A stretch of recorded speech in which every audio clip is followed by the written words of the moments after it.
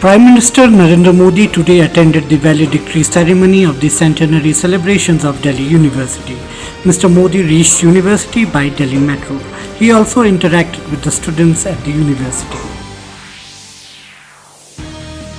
The Parliamentary Standing Committee on Personal, Public Grievances, Law and Justice has said that it will hear the views of stakeholders on Uniform Civil Code. The committee, led by BJP Rajya Sabha MP Sushil Modi, has informed all the 31 MPs of the committee that their views on UCC would be sought and considered at the meeting on Monday.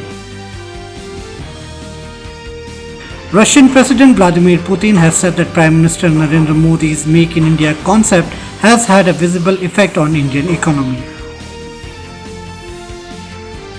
Union Minister of Mines Prahlad Joshi has unveiled India's first ever report on critical minerals for India. The report identifies 30 critical minerals essential for sectors including defense, agriculture, energy, pharmaceutical and telecom. External Affairs Minister Dr. S. Jaishankar and Foreign Secretary of Philippines Enrique A. Manalo today co-chaired the 5th India-Philippines Joint Commission on Bilateral Cooperation in New Delhi.